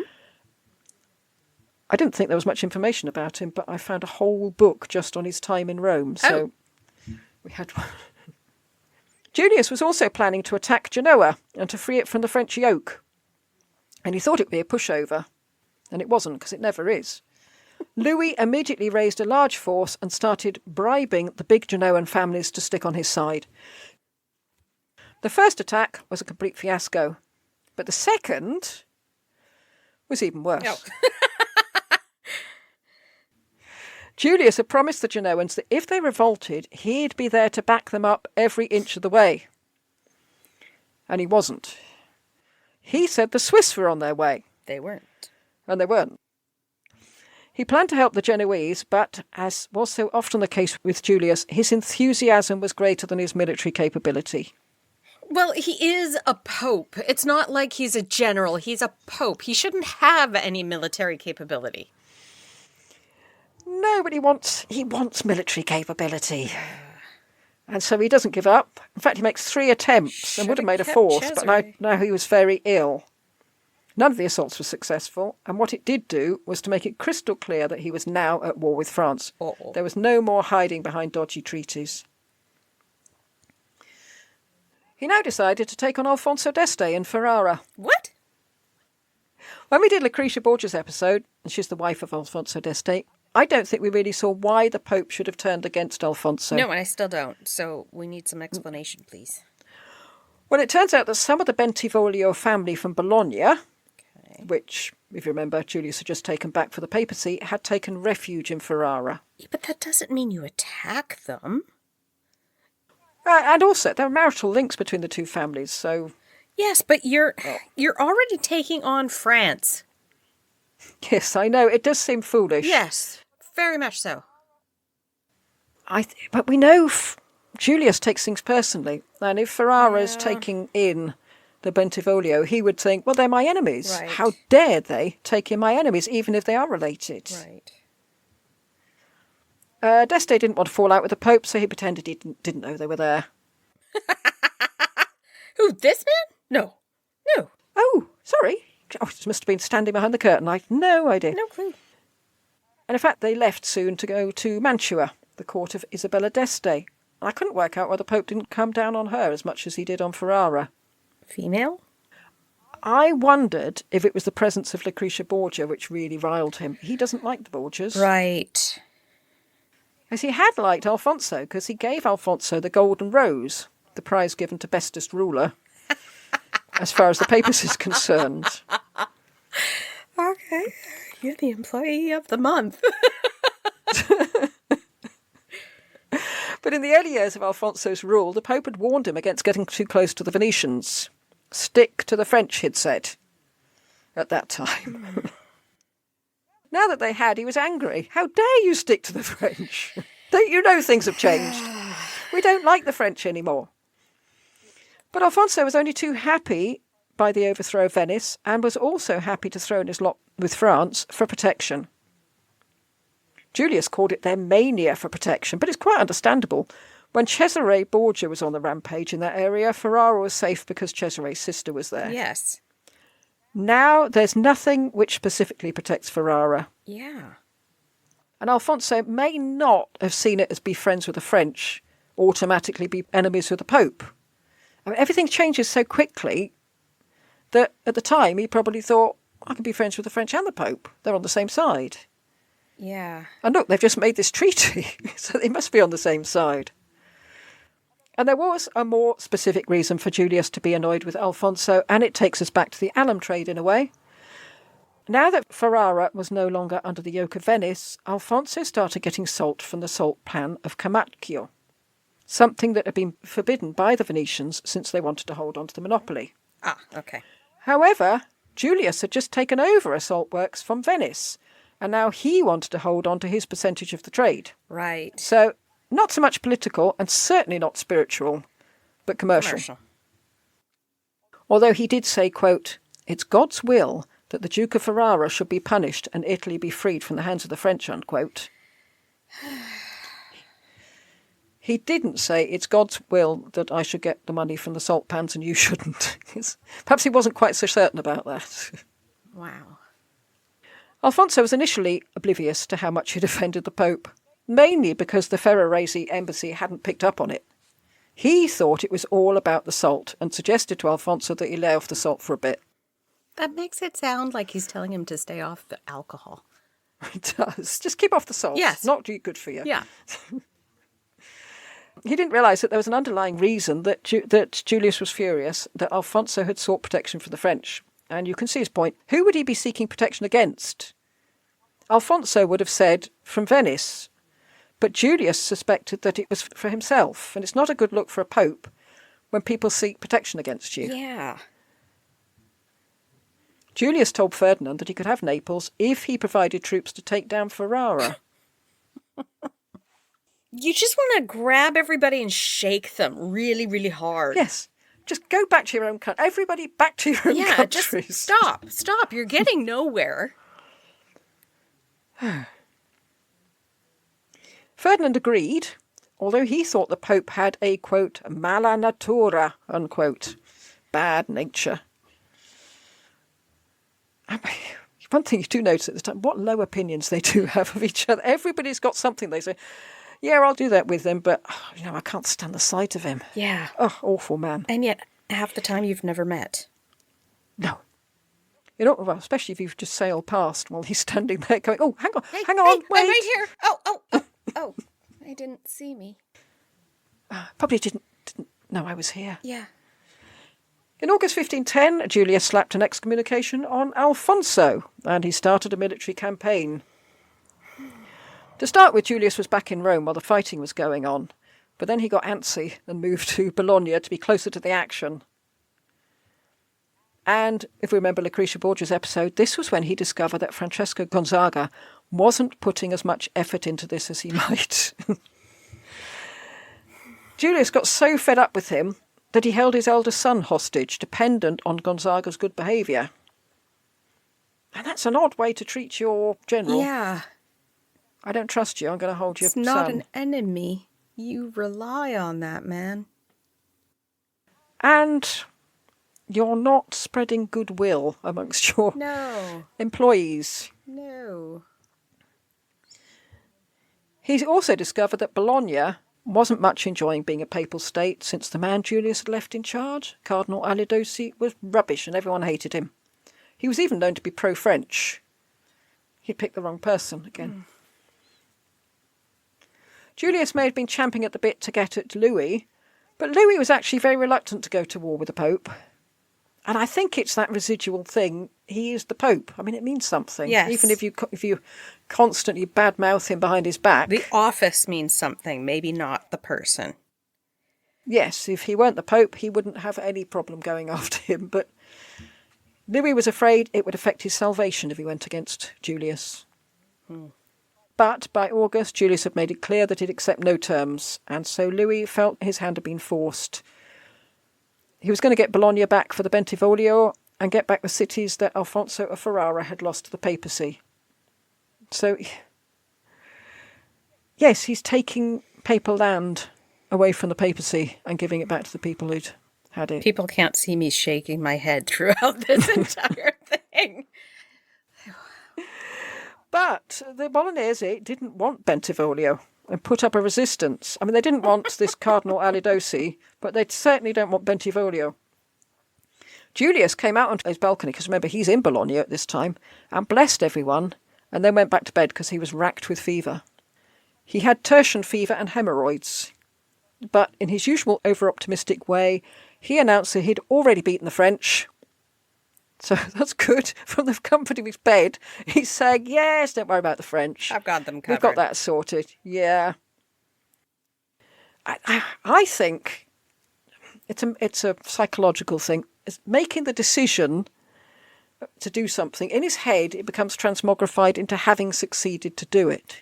Oh, okay. Like those people who have the fight with the person they're angry with in their head and then they're okay. That. Okay. Or I sometimes think that by buying a book, I've somehow read the book. Is that how these episodes are being done? Yes. Yes, it seems to work, doesn't it? Heavily researched. Nope. Yes. Yeah, no. From the comfort of my bed, I just think, yeah, probably read that book. That's a good book. Yeah. Then I turn over and go back to sleep. Louis did postpone attacking Bologna. There were such heavy rains that his camp became a quagmire. And also the Venetians were coming, as were the Spanish, and even Henry VIII had said that he couldn't stand idly by and let the Pope be attacked. Although, as it turned out, he could. Yes, he could. Pro-Pope at this time, our Henry. Julius suggested a confederation of him, Ferdinand, and Henry. It's who signed your dance card, isn't it? Yes, it is. You think, who am I dancing with now? Oh, yes, you three. Ferdinand deferred, but had to send troops. Maximilian was on the French side, and he needed to keep in with Maximilian since they shared grandchildren, particularly their common heir, Charles. If I were Ferdinand, I'd be very suspicious of the Pope. Yes, he had given the investiture of Naples to Spain, but before, he'd given it to France. And that had become null and void when he gave it to Spain. So Right. What's to stop him doing the same again if he fell out with Ferdinand? Julius was so wary that he wouldn't hand over the deeds of investiture of Naples until the Spanish troops had reached Ferrara. Ooh. Then he handed them over to the Spanish ambassador to take back to Ferdinand. Ferdinand didn't agree with poking the lion. He felt that Julius's raids on Ferrara were just asking Louis to come back into Italy. He thought, just leave it. Stop. His doctors despaired of Julius, because he's got malaria and hemorrhoids at the moment. They said they could have cured him in 4 days if he'd just followed their instructions. But he ate all the wrong things and threatened to hang his servants if they told on him to the doctors, and he flew in massive rages. And when he did this, his servants were afraid he'd actually rage himself to death. Which some people have done in the past, haven't they? Mainly Roman emperors, I Yeah. think. They seem to rage themselves to death, Yeah. don't they? Meanwhile, Julius had decided to take on the city of Mirandola. And when his commandment said they couldn't take the city of Mirandola because of the deep snow, Julius got out of bed and went to Mirandola to supervise it himself. And once he got there, the commanders tried to avoid him since he was really, really scary. When he's in a bad mood, he's quite scary. Well, if he also has syphilis, he might look scary too. True. But, I mean, he's just dragged himself out. He's got malaria, for goodness sake, and he's dragged himself out of bed, headed off to Mirandola. I mean, there's no, taking, I can't remember what you said your equivalent of Lemsip is, yes. Yeah, that's what I'm on today. Dayquil. It's getting me through the day. When the Pope's lodgings were spattered with artillery fire, some said that his own men were signalling to the troops in Mirandola to tell him where to aim, since they hoped it would deter the Pope and he'd go away. Oh.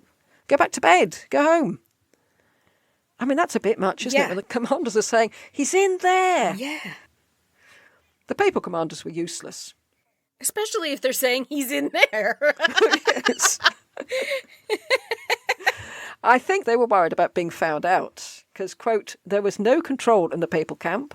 There's no will. There's no one who commands or wants to command. There's no one to carry out orders, unquote. And that was the Venetian commander tearing his hair out. The only provisions they seemed to have enough of was wine. They don't have any food, but they're drunk, so they don't care. Yes. Okay. Well, I wondered how much of this was due to the personality of the Pope. He was such a force of nature that maybe he shocked his people into inactivity. They'd lost their initiative because they'd be thinking, oh, what would the Pope think? Perhaps we better ask the Pope. If he's never happy with what you're doing, you start second-guessing everything. Yeah. Yes. And also, if he's just saying, waking up one morning saying, let's attack Mirandola. Right, everybody go. They think, okay. And off they set. And then they get there, they think, all we got is wine. He's the manager that you have to end up saying, you are going to give me every instruction in writing. So when you tell me I've done it wrong or done exactly the opposite of what you said, I can point back to it. Yes, and I can use it in court if necessary. Yes. The Venetian envoy seemed to think the whole setup was ridiculous. The Pope was living in the kitchen of a farmhouse. The envoy had managed to get himself the stables, and he said that 2 of the cardinals had tried to get him out so that they could have it. The envoy said, quote, his health and spirit are superhuman. Nothing seems to hurt him, unquote. And the Pope's 68 by this point. Wow. And then on the 17th of January, a cannonball hit the Pope's room, injuring 2 of his servants, and he was persuaded to move out. But a few days later, he was back again because he cannot bear not to be in the thick of it. Wow. And I got the impression that the cardinals oscillated between being incredibly impressed by him and being irritated. They were being dragged into something that they saw as being completely incompatible to their status. I'm sleeping in a stables. I am a cardinal. Yes. I should be listening to confessions. Surely you let the soldiers fight while you find a nice cushy billet somewhere. Yes. And wait for it all to be over. Yes. You don't doss down with the troops. No. But he loved it. He said, quote, the smell of gunpowder is sweeter to me than all the perfumes of Arabia, unquote. Wow. You have a problem. I know, that smacks of napalm in the morning, doesn't it? Yes, it does. But others were immensely impressed by him. The Venetian envoy said, quote, this is something to put in all the histories of the world, that a pope should have come to a military camp when he's just been ill, with so much snow and cold in January. Historians will have something to write about, unquote. And they have. Yeah, he thrived on this sort of thing. It was actually good for his health to be in the heart of things. Guicciardini, the historian, contrasted the 2 leaders. Louis, young and healthy, was tucked up somewhere warm and cosy. Julius, old and ill, was standing out in the snow shouting at people. The citizens of Mirandola put up a good fight, which enraged Julius to such an extent that he said that when the city did finally fall, the troops could have a free hand with all the pillaging. It was other people who managed to talk him down and convince him to tone it down a bit. So other people are telling the Pope not to let his troops rape and pillage. Oh, my goodness. When Mirandola did fall, Julius was in such a rush to get in that he couldn't wait for the gate to be unbarred, but clambered in through a breach in the wall using a ladder. I don't know if he's in his robes at this point. Yeah, and slippers. Robes and slippers. Perhaps using the crook to yank himself up through the hole. His experience in Mirandola made Julius decide to negotiate with Alfonso of Ferrara. He seems to be a very impatient man. If something can't be done immediately, he just can't stand it. If Ferrara was going to take as long as Mirandola, well, forget it. We'll make peace. Well, at least he's finishing his projects. But Alfonso wouldn't hear of it. And that's another reason why Julius hates him so much. He's just holding things up by insisting on fighting. However, once Mirandola had fallen, instead of going on to Ferrara, as he'd said, he went to the safety of Ravenna. And I think his advisers stressed to him how difficult it would be if he were captured by the French. Ah.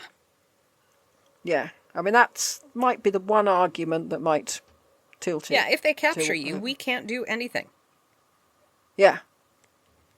News from the papal camp was bad, and yet Julius was happy, because he loved being by the seaside, watching the boats, going on pleasure cruises. He was having a lovely time. He made a few more cardinals, including our own Christopher Bainbridge. and a Swiss cleric who had earned his red hat by recruiting Swiss troops for the Pope.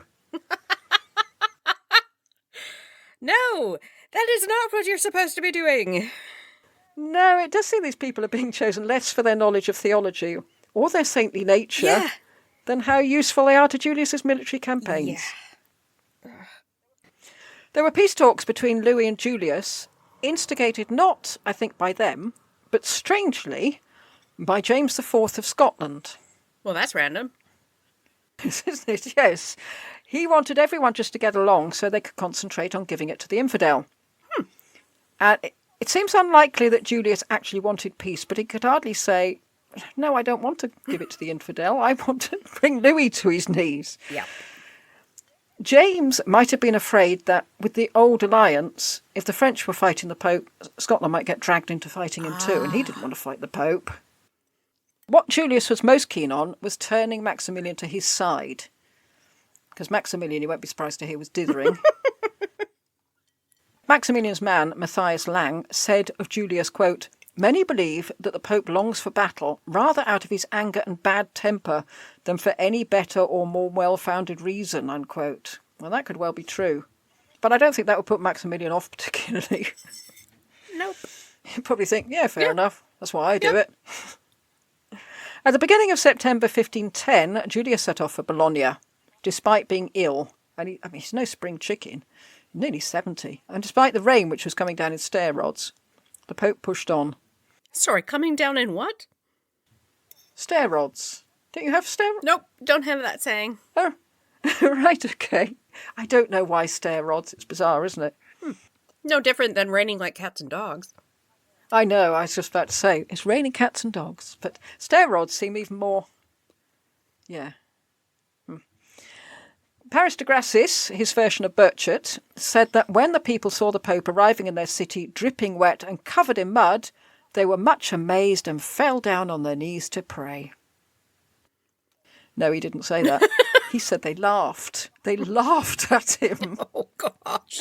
They found it hilarious that the great pontiff himself should be completely sodden by rain like normal people. Yeah. But despite the weather, the Pope carried on and reached Bologna on the 22nd. Things began to go wrong for Julius. Began? Really? Again, it's very up and down. As the Pope was leaving Bologna, he called together the Council of 40 and got them to promise to be faithful to the Church. This they did, but Cardinal Alidossi, the tyrant that Julius had promoted and put in charge of Bologna, and the Duke of Urbino didn't. Alidossi sneaked off in disguise, and the Duke of Urbino retreated. He's a churchman, sneaking off from his own pope. Yes. Well, if he was pro-French, it's a bit tricky, that the Pope is saying. Yeah. Right, put your hand up if you're pro-French. I'm just popping out for a minute. Yeah. I may be some time. They'd also relied on the fact that the French general was completely incompetent. But, unfortunately, he died and was replaced by a considerably more competent one, Trivulzio. And he managed to get back Bologna soon after the Pope had left it. Oh. So that was that. After all that effort, Bologna was back in the hands of the French and the Bentivogli family, despite the fact that nobody wants the Bentivogli family. All that effort and deaths. Deaths, people. Alidossi did go to Rome to plead his case to the Pope. But as he rode into the city, the Pope's nephew recognised him and in a moment of fury stabbed him to death. Oh! No one mourned him particularly, since everyone thought he was to blame for the loss of Bologna. Although the Pope's feeling for him seemed to be being quite ambivalent. I suppose if he'd put him in charge, a certain amount of guilt... No, probably not guilt. They might have been friends at some point, but... But seriously, stabbing him to death. Stabbed him to death. Because you're mad. If you did, yeah. Wow. Bologna fell to the French due, it was said, to the incompetence of the papal commanders. And as I said before, Julius's main fault, apart from being a man with anger management issues who was obsessed with war, was choosing the wrong people for the job. Jeez. So he chooses the wrong people to leave behind to look after the cities. He's chosen the wrong people to run his armies. I mean, he's chosen Francesco Gonzaga, for goodness Yes. sake. And he was the man who lost the Battle of Fornovo because all his troops went and nicked the baggage train. Right, I'd forgotten. The Bolognese had been very well disposed towards the Pope when the alternative was Bentivoglio. Now Spain, Venice and the papal troops were bombarding the city and trying to starve them out. And I think it can be safely said that the good folk of Bologna had gone off Julius by this point. You know, would have been better left as we were with the Bentivoglio family. Yes. He was having better luck in Rome through his Pax Romana. He'd managed to get all the feuding barons of Rome to sign a pact so that they promised to dedicate themselves to the Pope and the Church. Wow. And he was able to do this partly because he'd married his niece into the Colonna family and his daughter into the Orsini. So it is paying off. Okay. Although the tension in the city didn't disappear completely, it did diminish, which must have been a great relief to all. It must have been like being in 1930 Chicago, I think. You never knew when it was going to kick off between the two families. I think I'd just find a way to leave. Commemorative majolica was made depicting a bear, the Orsini, embracing a column, the Colonna, with the words, "We shall be friends." Does Italy have bears? Well, I don't know. Our national sign is the lion and the unicorn. So, Yeah, and you don't have either of those. well, this all sounds about as optimistic as the Love Day, really, doesn't it? Soon, Julius would have other things on his mind. Just as he had tried to instigate against Borgia, a great council was being organised by Louis with the intention of bringing him down and putting someone else in the Vatican. Borgia? What Borgia is he going after? He had tried to instigate a great council to get Borgia Gotcha. Okay. out of the papacy. It's quite telling that for the first few days when the news reached Ravenna, no one dared tell the Pope. I will tell him. I will go stand over there in the Castel Sant'Angelo. He sits in the Basilica. We lock the doors between us, and I will shout it to him. You'll have to shout it. He's in Ravenna at the moment. Right. So you'll have...